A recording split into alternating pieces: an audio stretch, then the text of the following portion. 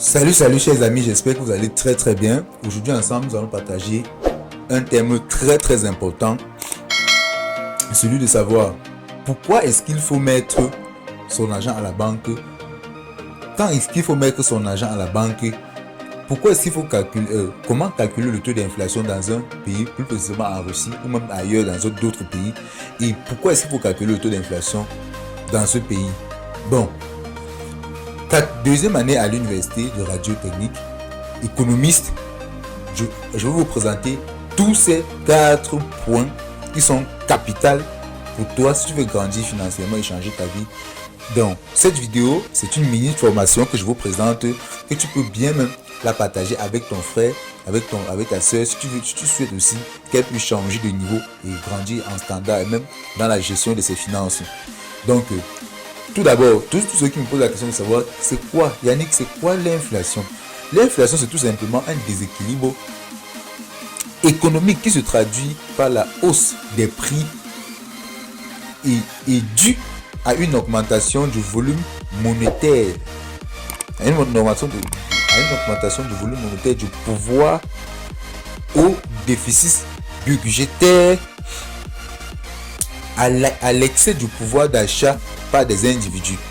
Donc en rapport avec les biens qui sont les individus, bien évidemment, qui sont en rapport avec des biens mis à leur disposition. Donc ici dans la vidéo, je vais vous présenter comment calculer l'inflation, premièrement. Deuxièmement, pourquoi est-ce qu'il faut calculer l'inflation. Troisièmement, et quand est-ce qu'il faut mettre son argent à la banque et pourquoi est-ce qu'il faut mettre son argent à la banque. Donc vraiment, comme je l'ai d'abord dit, c'est une pépite qu'il faut suivre à la lettre. S'il faut même noter quelque part, notez tout ce qu'on va prendre ici parce que c'est très important, très important. C'est même une formation. Donc, pour encourager aussi la vidéo, n'oubliez pas de laisser un like, un j'aime et partager ça autant que possible pour aider d'autres personnes. Tout d'abord, voici un petit tableau que je vous présente dans lequel nous avons l'année, le prix, le IPC et le taux en lui-même. IPC, c'est quoi? Voici sa formule. IPC à une année X. Donc, le taux à une année X, je veux dire quoi? C'est le coût de la première année, qui dans notre cas ici, la première année c'est 2000 à une année X. Bon, le coût de la première année, l'année de référence fois 100. C'est quoi l'année de référence? L'année de référence, c'est l'année où, en fait, c'est généralement donné dans l'exercice. Mais ici, dans notre cas, c'est l'année de référence, ici, c'est $1000.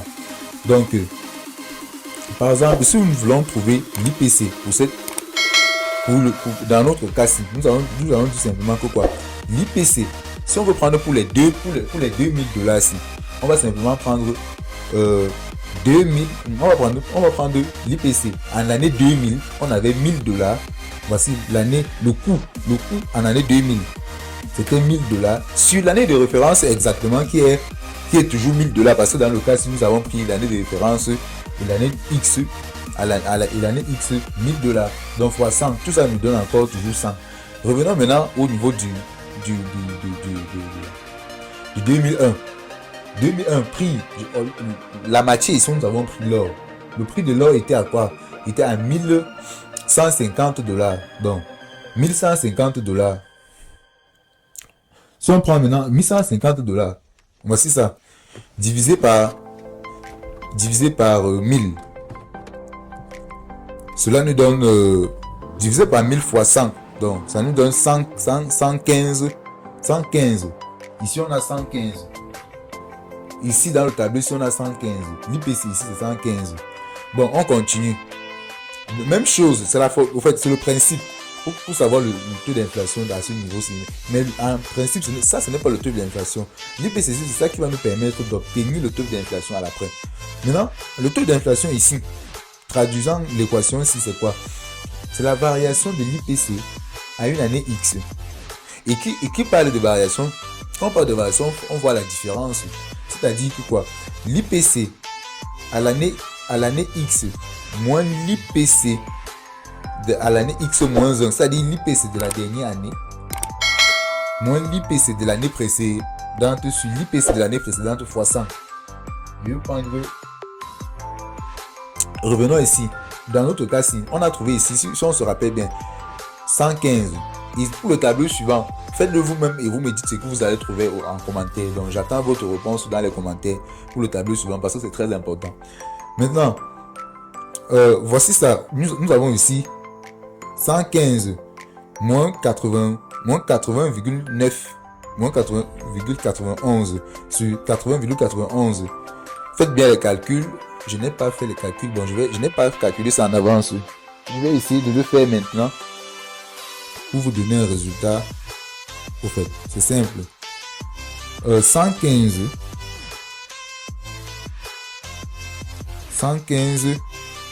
un instant. 115, ok, voici ma calculatrice. Je prends la 115 moins 80,9 est égal 24,9. Je dis maintenant divisé par 80,91. Ça me donne 0,2. Vous voyez bien que le taux d'inflation ici. Donc, ici, on a pris pour le cas de 2001. Vous voyez bien, pour le cas de 2001, le taux d'inflation, donc au fait, il y a eu augmentation ici à 0,2%.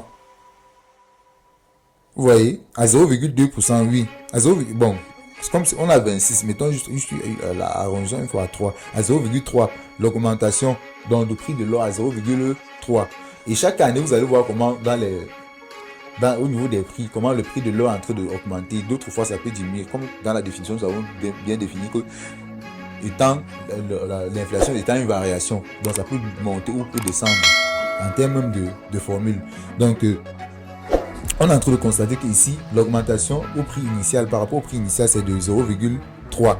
Donc, et c'est comme ça chaque année. C'est comme ça chaque année. Et maintenant, pourquoi est-ce qu'il faut calculer le taux d'inflation? On calcule généralement le taux d'inflation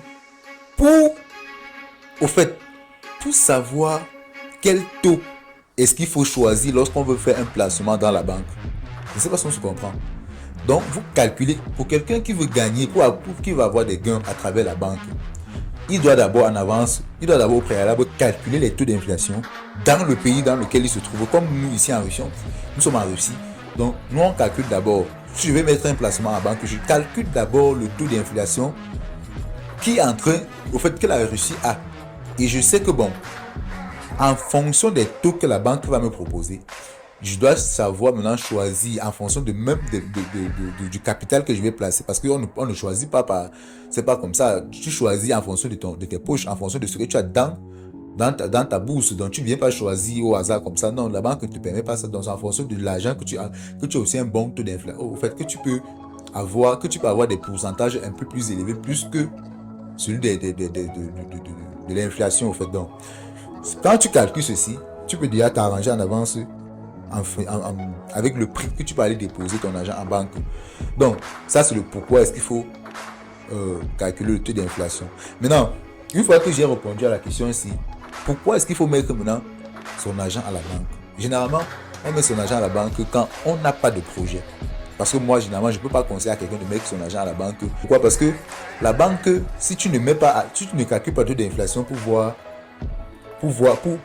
l'équivalence, avec le temps que tu vas perdre, ton argent ne fait que perdre de la valeur parce que les produits, regardez même comme on a pris pour l'or. L'or qui est de $1000 à 115 $, à 1150 $, à 1166, ça ne fait qu'augmenter, Donc, mettre ton argent là-bas, ça perd de la valeur avec le temps. Parce que la capacité que tu as aujourd'hui avec l'argent que tu as, avec le pouvoir d'achat que tu as en possédant l'argent là, ce n'est pas la même chose que tu auras dans les années futures.